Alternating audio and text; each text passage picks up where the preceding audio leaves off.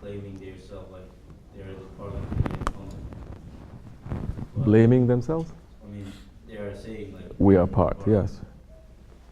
And then, but when you look, everybody's separate, like Wahhabi, Salafi, Shafi, Sunni, Alevi, whatever. They fight each other, but they're killing brothers. I don't understand why this thing's happening. You don't understand?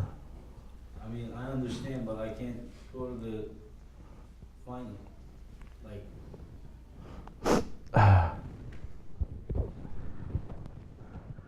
now, Muslims have always been fighting each other like this.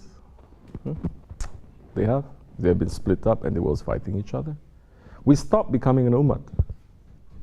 What is the khutbah saying too? What is the khutbah saying about this? About the ummah? You're talking everyone is split up. Correct. Everyone is fighting each other. That's true. Is it surprising to us? Of course it's not surprising to us. Holy Prophet said to us, and had said 1400 years ago, Islam is going to be divided into 73 different groups. He said it. I'm not surprised. 73 different groups. Muslims are going to be divided. He didn't leave it open. He said, but only one group is going to be saved. One group. Again, he did not leave it open. They asked him, which group is that, Ya Rasulullah? And he said, the ones who follow my sunnah. And he did not leave it open. Again, he said, the ones who follow my sunnah and the sunnah of my sahabis. Meaning what? To follow the sunnah of Rasulullah, you have to follow the chain. You have to follow his sahabis. The sahabis teaching that to the tabi'ins, those who follow. And the tabi'ins teach that to the tabi'ins. Continuing until Judgment Day. We are not sahabis. We cannot call ourselves sahabis. Those who call themselves salafis, they are claiming they are sahabis. Because the title of salafi, it is only held by the sahabi kiram.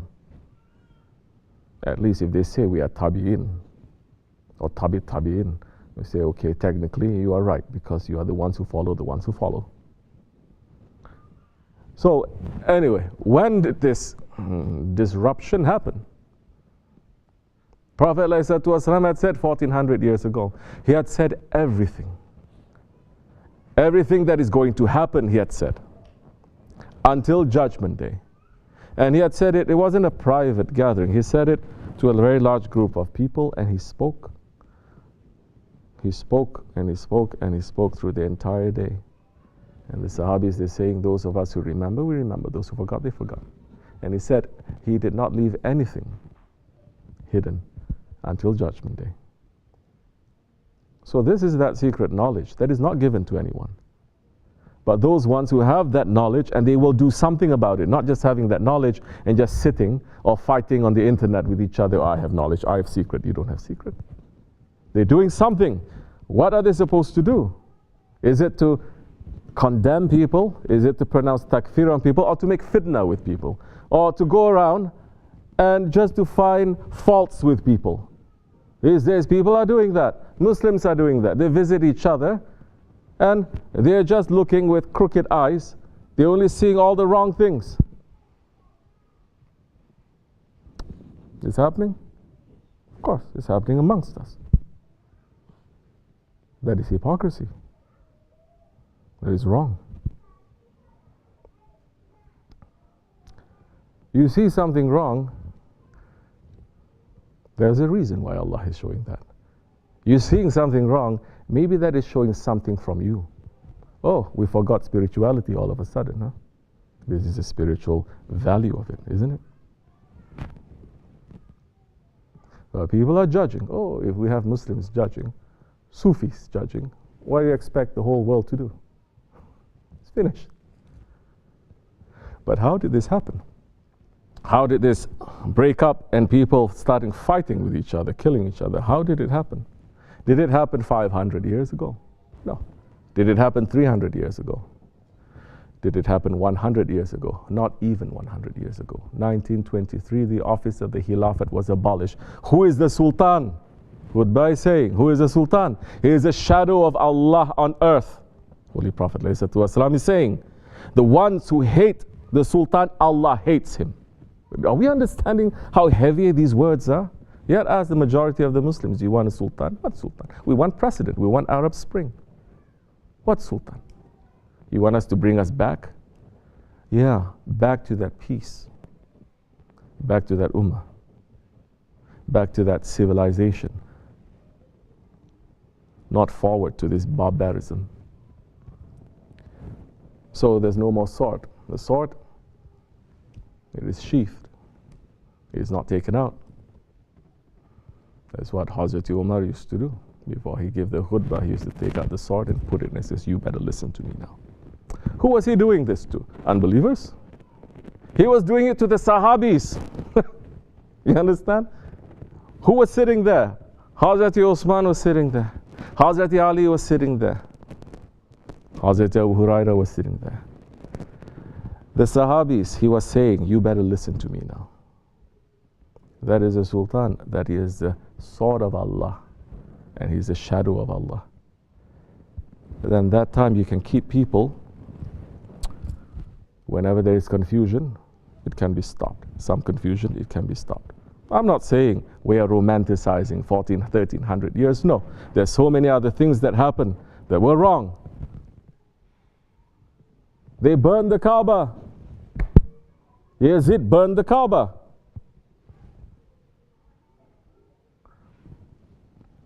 And the Ibadis, they took the Hajar Aswad and they ran, the extreme Shiis. Hajar Aswad was not there. But there was always a Khalifa and there was always a Sultan. And Shaykh Maulana, Hazrat Ali and Shaykh Effendi, they have been talking about the Ottomans all their lives. How they were ruling Islam properly. For 100, 600 years, giving everyone their rights. Letting even the religious minorities to rule by their own laws. There are so many of them. They have a choice. Either if you do something wrong, you can be ruled by the laws of, say, Musa alayhi salam, or the laws of the Christian laws. So many of them, they say we opt to go to the Shariat court because they understand that the Islamic law, it is very merciful.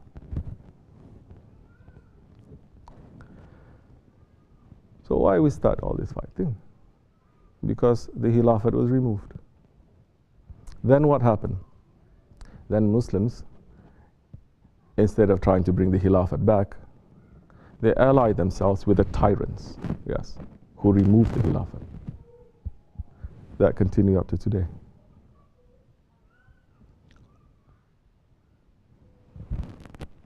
Say. Two other things. What about the people take over the Aleppo right now and they celebrate whatever Christmas or whatever, but they also say La ilaha illallah Muhammad Rasulullah. So what? So what? Yazid's army, they were slaughtering Hazrati Hussein and his family, Ahlul Bayt. Can we understand? The grandchildren of the Prophet ﷺ. They were saying La ilaha illallah Muhammad Rasulullah. In fact, they were saying to each other, kill them quickly.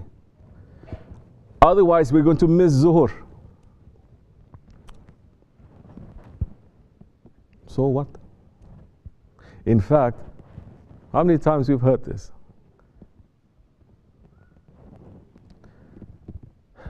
It is a hadith Qudsi. Allah subhanahu wa ta'ala sending an angel to punish a city because it has transgressed its limits, because it's become zalim. And Allah subhanahu wa ta'ala is saying, I have forbidden tyranny to myself. Allah is saying, I have made zulm to become a zalim haram to me, Allah is saying. So zulm, it is not for you.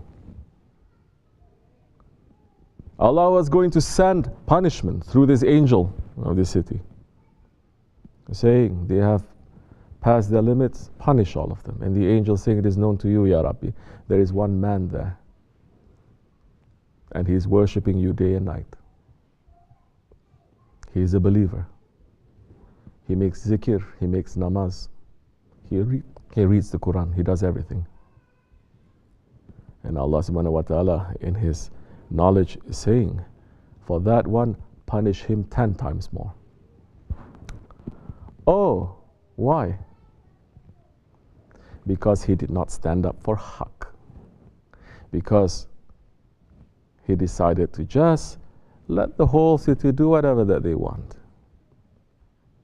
They are his people. That one, meaning those ones who are given the authority to speak. Those ones who are given the authority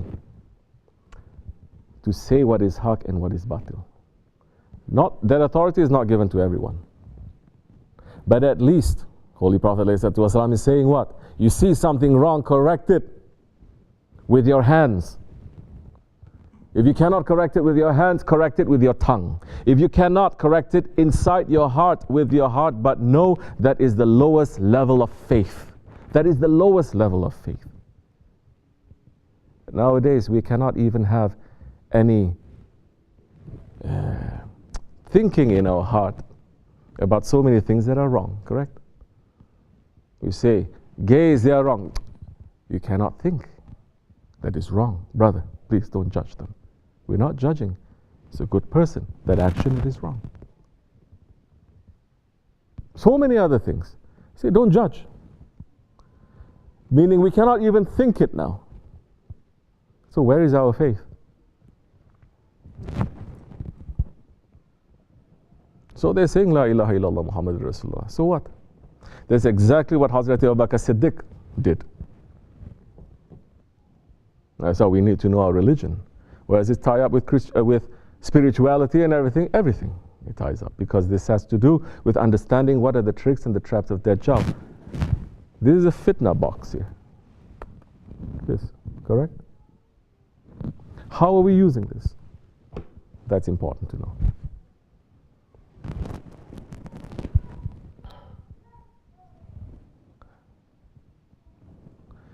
We have to understand where we are going to be, on which side. We have to understand which age we're living in. If we are preparing ourselves for the fitna of Dajjal, then we have to understand where is it. It is not something that is simple. Oh, please, you keep talking about this. You're going to get us all paranoid. No. No one here is paranoid. No one here is always looking behind their shoulders. In fact, they look inside, like Bilal. Correct? Because we already stay away from those things that confuse us. That's why we are here. Correct or no? I mean, I lived in Manhattan. I live in New York City for over 10 years. And half of that time, I live in Harlem. And we know how difficult it is if we're living in that materialism, how difficult it is to hold our faith. You do something good, you feel something strong, you look wrong, everything finishes, correct? You look here wrong, you think wrong, because everything is wrong. It's different here. That's why I said before, Wasim and to Abdullah, I said it's more free here. At least your spirit can breathe a little bit. You have to try hard to see wrong things. Over there, you cannot even look to the ground. They print cards with wrong pictures and they put it on the ground. So even if you don't want to look anywhere, you just look to the ground, there's wrong there too. Hazrat Abu Bakr Siddiq, he was the one that is most merciful. How does he say, you know? The most halim. That his own daughter Hazrat Aisha is saying to the Prophet ﷺ, do not make my father to become the imam, because he's too soft. He will recite and he'll just cry, But he went to war. And when the Holy Prophet ﷺ, one of the last things that he said was, continue with that battalion to the Byzance, to Rome. don't pull out. And when Prophet ﷺ was veiled, the whole of Arabia, listen very carefully, the whole of Arabia, they became murtad. They betrayed the Prophet ﷺ. They betrayed him. And they were not only betrayed him, they were going to come to attack Mecca and Medina to finish the Muslims. That Hazrat Umar was saying, Ya Abu Bakr, we need the troops here for defense. Otherwise, these animals, they're going to come to get us. And Hazrat Abu Bakr, the Halim Salim one, turned to Hazrat Umar and saying, Ya Umar, what happened? You became a woman? His Prophet says, we have to keep going. We will. And what else did he do? He was saying, these people are saying, La ilaha illallah Muhammadur Rasulullah. There was one war that he went to. It wasn't to unbelievers, it was to Muslims.